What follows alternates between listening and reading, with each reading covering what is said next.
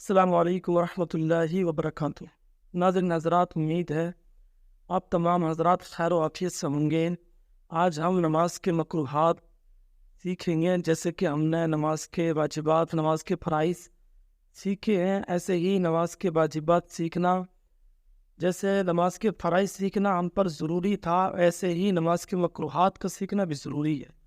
اگر کسی بھی مکروہات میں ہم شامل ہو گئے تو ہماری نماز واجب الاعادہ ہوگی، ایسی نماز کا دہرانا ہم پر واجب ہوگا اگر کوئی بھی مکروہات ہمارے اندر پایا گیا حالت نماز میں۔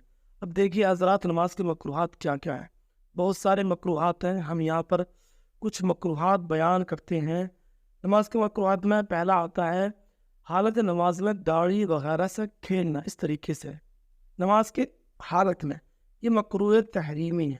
کپڑا سمیٹنا، نماز میں کپڑا سمیٹنا یہ مکروہ تحریمی ہے۔ جیسا کہ آج کل بعض لوگ سجدے میں جاتے وقت پاجامہ وغیرہ آگے یا پیچھے اس طریقے سے اٹھاتے ہیں، یہ مکروہ تحریمی ہے۔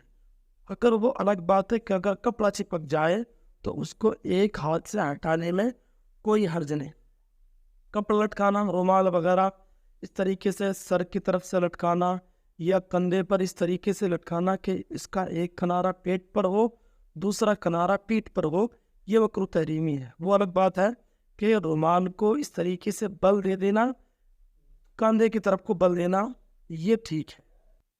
دونوں آستینوں میں سے ایک آستین بھی آدھی کلائی سے زیادہ چڑھی ہوئی ہو تو نماز مکروہ تحریمی ہوگی۔ اس طریقے سے اپنی کپڑے کو چڑھانا، چاہے یہ دونوں چڑھی ہو اس طریقے سے یا ایک چڑھی ہو، تو یہ بھی مکروہ تحریمی ہے۔ ایسی نماز کا بھی دہرانا واجب ہے، یہ مکروہ تحریمی ہے۔ اس طریقے سے نماز نہیں پڑھنی، ہماری آستین پوری ہونی چاہیے، ٹھیک ہے۔ اس کے بعد میں پیشاب یا پخانہ یا ری کی شدت ہونا۔ اگر نماز شروع کرنے سے پہلے ہی شدت ہو تو وقت میں وسعت ہونے کی صورت میں نماز شروع کرنا ہی گناہ ہے، نماز شروع نہیں کر سکتے۔ ہاں، اگر ایسا ہے کہ فراغت اور وضو کے بعد نماز کا وقت ختم ہو جائے گا تو پھر نماز پڑھ لے، بعد میں اس کی اعادہ کر لے، اس کو دوبارہ پڑھ لے۔ اور اگر حالت نماز میں پیشاب یا پخانہ یا ری کی شدت ہوئی تو پھر نماز کا توڑنا واجب ہے، یہ بھی ضروری ہے۔ اس کے بعد دوران نماز کنکریاں ہٹانا۔ سجدہ کر رہے ہیں تو اس وقت اگر سجدے میں کنکری ہٹا رہی ہے تو ایک بار ہٹانا یہ جائز ہے، اور اگر بار بار ہٹا رہے ہیں تو یہ مکروہ تحریمی ہے۔ ہاں، اگر سنت کے مطابق سجدہ ادا نہیں ہوتا تو پھر ایک بار ہٹانے کی اجازت ہے، اور اگر واجب ادا نہیں ہوتا تو پھر اس کو ہٹا سکتے ہیں۔ نماز میں انگلی چٹکانا یا پھر تسبیح، یعنی ایک دوسرے کی ہاتھ میں اس طریقے سے انگلی کو ایک دوسرے میں پیوست کرنا، یہ مکروہ تحریمی ہے۔ نماز کے لیے آتے ہوئے انگلی چٹکانا یا نماز کا انتظار کرتے ہوئے انگلی چٹکانا یہ مکروہ تحریمی ہے۔ کمر پر ہاتھ رکھنا یہ مکروہ تحریمی ہے۔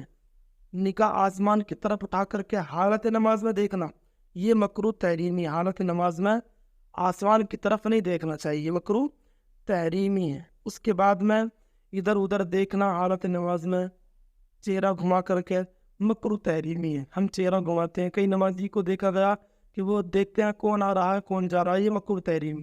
اور ہاں، اگر اس نے نگاہ گھمائی، صرف چہرہ نہیں گھمایا تو یہ مکروہ تنزیہی ہے، بنا ضرورت اگر اس نے نگاہ گھمائی ہے۔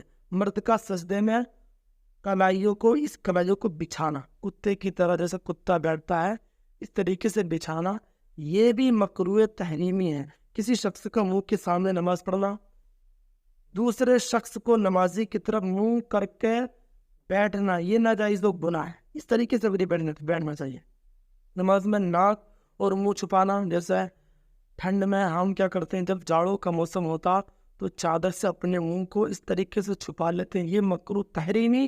اس طریقے سے نماز واجب الاعادہ ہوگی، مکروہ تحریمی۔ اپنا چہرہ اتنا دکھانا نماز میں ضروری ہے، بلا ضرورت کھکار یا بلغم نکالنا یہ مکروہ تحریمی ہے۔ قصدن نماز میں جمبیاہی لینا، مطلب جمائی جو لیتے ہیں، یہ مکروہ تحریمی ہے۔ الٹا قرآن مجید پڑھنا، مثلاً پہلے تو تبت یدا پڑھی، پھر دوسری رکعت میں اذا جا پڑھی، یہ بھی مکروہ تحریمی ہے حالت نماز میں۔ کسی واجب کو ترک کرنا، مثلاً قوما اور جلسے میں پیٹھ سیدھی ہونے سے پہلے ہی رکوع یا سجدے وغیرہ میں چلے جانا یا سجدے وغیرہ سے سر اٹھا لینا، قیام کے علاوہ کسی اور موقع پر قرآن مجید پڑھنا، یہ مکروہ تحریمی ہے۔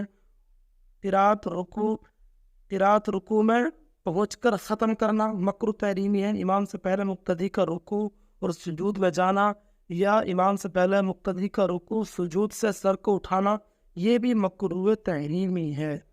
دوسرا، کپڑا ہونے کے باوجود صرف تہبند یا پھر پاجامے میں نماز ادا کرنا، یہ بھی مکروہ تحریمی ہے۔ کسی آنے والے جو جان پہچان کا اس کے لیے نماز کو لمبا کرنا، قیام کو لمبا کرنا، یہ بھی مکروہ تحریمی ہے۔ ہاں، اگر اس کی اعانت کے لیے، مدد کے لیے اگر سجدے کو لمبا کیا ہے، نماز کو لمبا کیا ہے، تو اس میں کوئی حرج نہیں۔ اس کے بعد کسی کی جس نے زمین پر قبضہ کیا ہو، ایسی زمین پر نماز پڑھنا مکروہ تحریمی ہے، یا پھر جس میں کھیتی وغیرہ ہے اس میں نماز پڑھنا، یہ بھی مکروہ تحریمی ہے۔ یا جوتی ہوئی زمین میں نماز پڑھنا، یہ مکروہ تحریمی ہے۔ قبر کے سامنے نماز پڑھنا جبکہ کوئی دیوار وغیرہ کوئی چیز حائل نہ ہو، یہ بھی مکروہ تحریمی ہے۔ کفار کے بت خانے میں نماز پڑھنا، یہ بھی مکروہ تحریمی ہے۔ کسی کا بت خانہ ہے، مندر ہے، چرچ وغیرہ ہے، اس میں نماز پڑھنا مکروہ تحریمی ہے۔ یوں ہی جاندار کی تصویر والا لباس پہن کر نماز پڑھنا مکروہ تحریمی ہے، یا ایسی جگہ نماز پڑھنا جہاں پر کسی جاندار کی تصویر لگی ہو، چاہے سامنے ہو یا اوپر ہو یا سجدے کی جگہ پر ہو، مکروہ تحریمی ہے۔ حضرات، نمازیوں کا ان چیزوں کو جاننا بہت ضروری ہے۔ اگر ان میں سے کوئی بھی چیز حالت نماز میں پائی گئی تو پھر نماز نہیں ہوگی، نماز واجب الاعادہ ہوگی، ایسی نماز کا دہرانا ضروری ہے۔ تو ہم مسلمانوں کو چاہیے کہ ان مکروہات کو جاننا فرض واجب کی طرح ضروری ہے۔ جیسے کہ ہم نے فرضوں کو جانا، واجبات کو جانا، ایسے ہی انہیں بھی جاننا ضروری ہے۔ اللہ تبارک و تعالی ہمیں نیک اعمال کرنے کی توفیق عطا فرمائے۔ السلام علیکم ورحمۃ اللہ۔